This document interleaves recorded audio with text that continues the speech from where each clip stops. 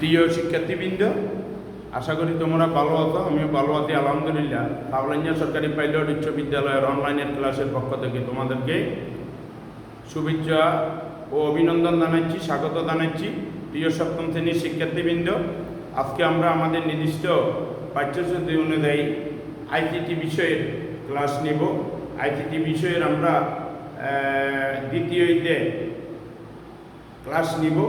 আমাদের পাঠ 16 এবং 17 এর আগে আমরা একটা ক্লাস নিয়েছিলাম ইনপুট ও আউটপুট ডিভাইস।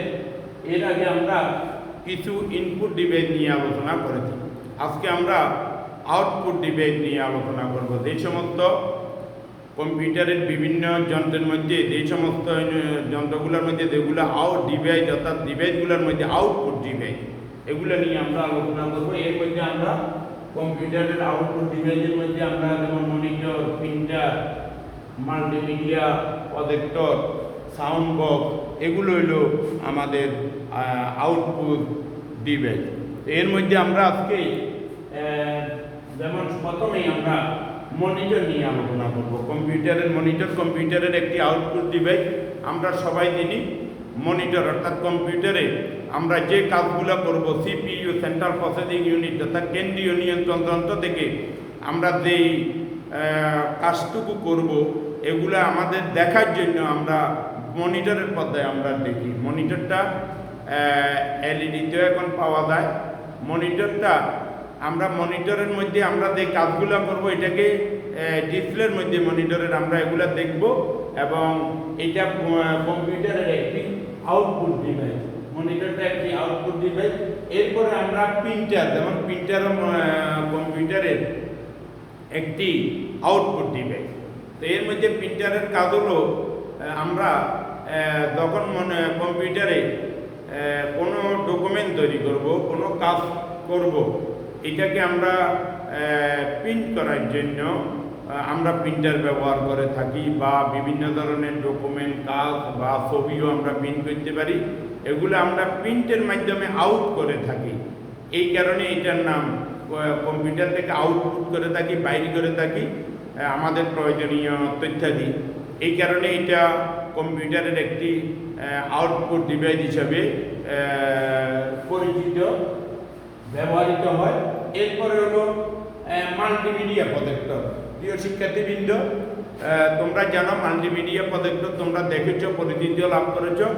আমরা যে সমস্ত শ্রেণীকক্ষে প্রজেক্টরগুলো ব্যবহার করে থাকি তোমরা দেখেছো, আমরা যেগুলো ডিসপ্লে প্রেজেন্টেশন করে থাকি, আমাদের যে ডিজিটাল কন্টেন্ট ক্লাস প্রেজেন্টেশন করি ক্লাসে, তোমরা দেখতে পারতো এটা, এবং এটা সম্পর্কে তোমাদের পরিচিতিও আছে।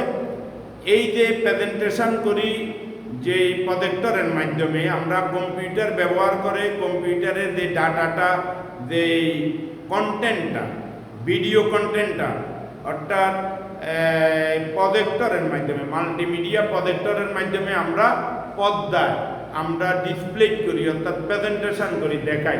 এই কারণেই এই ডাটাটা, তথ্যগুলা আমরা প্রজেক্টরের মাধ্যমে দেখানো হয়, যে এটা আউটপুট ডিভাইস হিসেবে পরিচিতি লাভ করছে। আমরা যেমন যে কোনো ভিডিও বা যে কোনো ছবি, যে কোনো তথ্য উৎস থেকে আমরা এটা যে ডাটাগুলা ইমেজে রূপান্তর করা অর্থাৎ ছবিতে ডিসপ্লে করি দেখা, এগুলোর কাজে আমরা প্রজেক্টর ব্যবহার করি। অর্থাৎ মাল্টিমিডিয়া প্রজেক্টর আমরা মূলত প্রেজেন্টেশনের কাজে আমরা ব্যবহার করে থাকি, কম্পিউটার ব্যবহার করে। এই কারণে এটা কম্পিউটারের একটি আউটপুট ডিভাইস হিসেবে আমরা ব্যবহার করি, পরিচিতি লাভ করেছে, এবং আউটপুট ডিভাইস দিতে। তাহলে আমরা প্রিয় শিক্ষার্থীবৃন্দ, তোমরা একটু খেয়াল করো, তাহলে আমাদের ইনপুট এবং আউটপুট ডিভাইস, ইনপুট ডিভাইসের আগেও আমরা আলোচনা করে দিই, যেগুলো যেমন কিবোর্ড, মাউস বা পেন ড্রাইভ হইতে পারে, তারপর স্ক্যানার হইতে পারে, এগুলো ইনপুট ডিভাইস হিসেবে আমরা এর আগেও আলোচনা করেছিলাম। আজকে আমরা আউটপুট ডিভাইসের মধ্যে মনিটর, প্রিন্টার এবং মাল্টিমিডিয়া প্রজেক্টর সবথেকে বেশি পরিচিতি, আমাদের সাথে বেশি কাজ করে, মানে বহুল ব্যবহৃত তিনটি আউটপুট ডিভাইস সম্পর্কে আমরা আজকে পরিচিতি লাভ করলাম, এগুলার ব্যবহার সম্পর্কে জানলাম। তাহলে তোমরা এই জিনিসটা ভালোভাবে শিখবে। বই থেকে আমরা যে আলোচনাটা করেছি এগুলা প্রশ্নগুলা লিখবে এবং প্রশ্নের উত্তরগুলো লিখে রাখবে, খাতায় নোট রাখবে। আমরা আজকে পাঠ 16 এবং 17 আউটপুট ডিভাইস সম্পর্কে এইখানে আলোচনা রাখলাম। তোমরা এগুলো ভালোভাবে অনুশীলন করবে। সবাই ভালো থাকবে, সুস্থ থাকবে, সুন্দর থাকবে এবং সরকারি স্বাস্থ্যবিধি মেনে চলবে। সবাই ভালো থাকো।